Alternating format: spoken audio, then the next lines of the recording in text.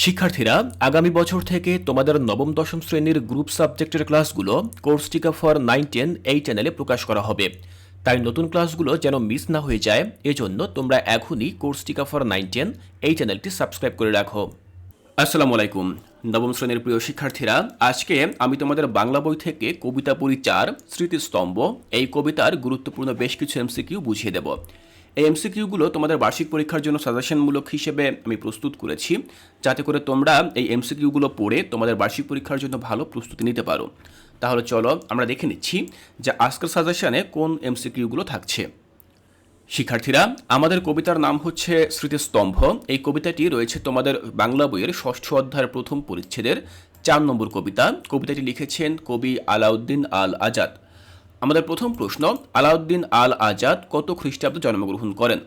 উত্তর হচ্ছে 1932 খ্রিস্টাব্দে জন্মগ্রহণ করেন। দ্বিতীয় প্রশ্ন, কর্ণফুলী উপন্যাসের রচয়িতা কে?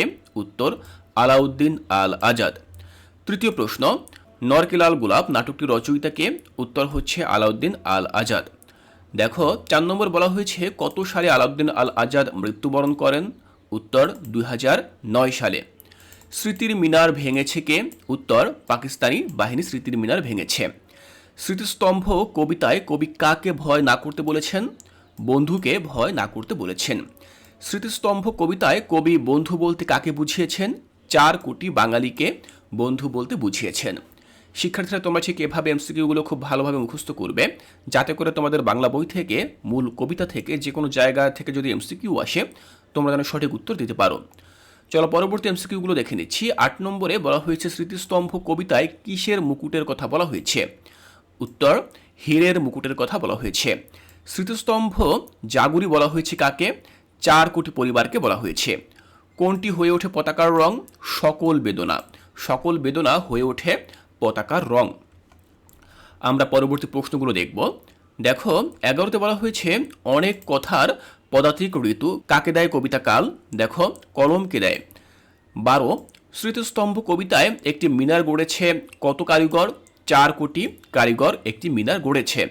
কত কোটি পরিবার এখন রয়েছে খাড়া? 4 কোটি পরিবার এখনও রয়েছে খাড়া। এরপর 14তে বলা হয়েছে এঁকেছি প্রেমের ফেনিল শিলায় তোমাদের নামে। এখানে তোমাদের বলতে কাকে বোঝানো হয়েছে? শহীদদেরকে নির্দেশ করা হয়েছে। শিক্ষার্থীরা, আমি যখন তোমাদেরকে এমসিকিউগুলো পড়ে শোনাচ্ছি, আমি কিন্তু শুধুমাত্র সঠিক যে অ্যান্সারগুলো রয়েছে সেগুলোর উত্তর তোমাদেরকে দেখিয়ে দিচ্ছি। বাকি যে 3টি করে অপশন রয়েছে সেগুলো কিন্তু আমি তোমাদেরকে পড়ে শোনাচ্ছি না। তবে তোমরা যখন এই এমসিকিউগুলো প্র্যাকটিস করবে অবশ্যই খেয়াল রাখবে তোমাদেরকে কিন্তু সবগুলো অপশনই পড়তে হবে। কেন পড়তে হবে? কারণ এতে করে তোমরা বুঝতে পারবে যে একটি এমসিকিউর বিপরীতে কি কি অপশন দেওয়া হতে পারে। তাই তোমরা অবশ্যই প্রত্যেকটি অপশন ক, খ, গ, ঘ ধরে ধরে পড়বে। চলো পরবর্তী এমসিকিউগুলো দেখে নিচ্ছি। 15তে বলা হয়েছে স্মৃতিস্তম্ভ কবিতায় সূর্যের মতো কি জ্বলে? সূর্যের মতো এক শপথের ভাস্কর জ্বলে। দেখো দ্বীপ হয়ে ভাসে কার জীবন? শহীদদের জীবন। ভয় কি বন্ধু, আমরা এখনো 4 কোটি পরিবার খাড়া রয়েছি তো। উক্তিটি কোন প্রসঙ্গে বলা হয়েছে? বাঙালির সাহসিকতা ও দৃঢ়তা প্রসঙ্গে বলা হয়েছে। এবার দেখো 18তে বলা হয়েছে 4 কোটি পরিবারকে কেন কবি জাগুরি বলেছেন? প্রতিবাদ ও জাগ্রত প্রসঙ্গে। অর্থাৎ 4 কোটি পরিবার তারা সবসময় বিভিন্ন অন্যায়ের বিরুদ্ধে প্রতিবাদ করে এবং সকল অবিচারের বিরুদ্ধে, শোষণের বিরুদ্ধে, নির্যাতনের বিরুদ্ধে তারা সবসময় জাগ্রত থাকে। দেখো 19এ বলা হয়েছে ইটের মিনার ভেঙেছে ভাঙুক। উক্তিটি কবি কেন করেছেন? কারণ মনোবল না হারানোর জন্য। অর্থাৎ পাকিস্তানি হানাদাররা তারা আমাদের ইটের শহীদ মিনার ভেঙেছে, এজন্য আমরা যেন আমাদের মনোবল না হারাই, আমরা যেন আমাদের আত্মবিশ্বাস না হারাই, এজন্যই মূলত কবি বলেছেন যে ইটের মিনার ভেঙেছে ভাঙুক। 20এ বলা হয়েছে স্মৃতিস্তম্ভ কবিতায় কি বর্ণনা করা হয়েছে? শাসক গোষ্ঠীর বিরুদ্ধে দীপ্ত শপথের প্রসঙ্গ। চলো পরবর্তী প্রশ্নগুলো আমরা দেখে নিচ্ছি। দেখো 21এ বলা হয়েছে হাজার মুঠির বজ্র শিখরে সূর্যের মতো জ্বলে ওঠে এক শপথের ভাস্কর। কেন বলা হয়েছে? শহীদদের সূর্যের সঙ্গে তুলনা করা হয়েছে। 22, কবি আলাউদ্দিন আল আজাদ কোথায় জন্মগ্রহণ করেন? তিনি কুমিল্লায় জন্মগ্রহণ করেন। 23, স্মৃতিস্তম্ভ কবিতায় শহীদদের স্মৃতিকে কি বলা হয়েছে? সূর্যের মতো জ্বলে। শহীদদের স্মৃতি সূর্যের মতো জ্বলে। 24, শহীদ মিনার ভাঙার পরও কবি কি আশা করেন? কবি সাহস আশা করেন। এরপর দেখো 25এ বলা হয়েছে আলাউদ্দিন আল আজাদের লেখা কোন উপন্যাসটি বিখ্যাত? কর্ণফুলী উপন্যাসটি বিখ্যাত।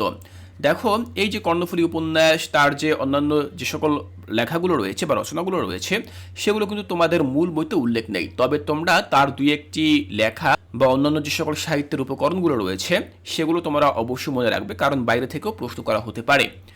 26 বলা হয়েছে স্মৃতিস্তম্ভ কবিতায় শহীদদের স্মরণে কি নির্মাণ করা হয়েছে? মিনার নির্মাণ করা হয়েছে। আলাউদ্দিন আল আজাদ প্রথম প্রকাশিত কাব্যগ্রন্থ কোনটি?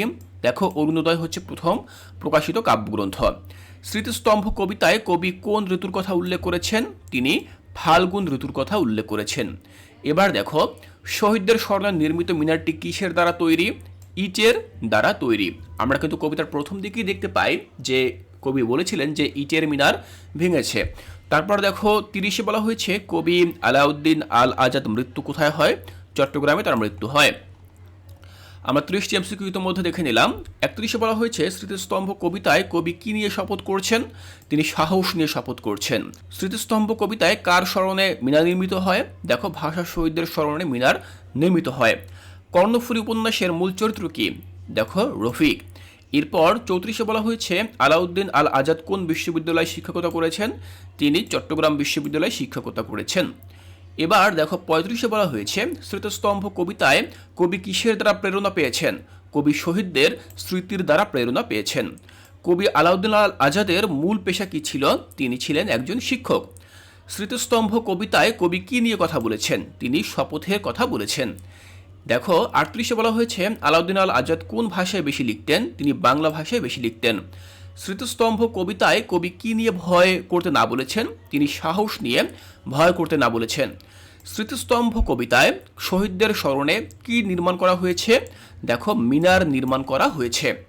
তাহলে শিক্ষার্থীরা তোমরা এখান থেকে দেখে নিলে যে আমি তোমাদের বাংলা বই থেকে স্মৃতিস্তম্ভ কবিতার 40টি অতি গুরুত্বপূর্ণ এমসিকিউ বুঝিয়ে দিলাম। এখানে যে এমসিকিউগুলো আমি তোমাদেরকে পড়ে শুনিয়েছি, প্রতিটি এমসিকিউ কিন্তু তোমাদের বার্ষিক পরীক্ষার জন্য খুবই গুরুত্বপূর্ণ এবং অত্যন্ত জরুরি। তোমরা অবশ্যই প্রতিটি এমসিকিউ খুব ভালোভাবে প্র্যাকটিস করবে, যাতে করে এখান থেকে এমসিকিউ আসলে তোমরা যেন অবশ্যই তার প্রশ্নের উত্তর সঠিকভাবে লিখতে পারো। শিক্ষার্থীরা এর পরবর্তী ক্লাসে তোমাদের বাংলা বই থেকে পরবর্তী যে সকল কবিতাগুলো রয়েছে সেই কবিতাগুলোর উপরে বার্ষিক পরীক্ষার জন্য আরও গুরুত্বপূর্ণ এমসিকিউ তোমাদের সাথে আলোচনা করব। তাই কোর্সটিকায় এর পরবর্তী ক্লাসগুলো দেখার আমন্ত্রণ জানিয়ে আজকের এই ক্লাসটি এখানেই শেষ করছি।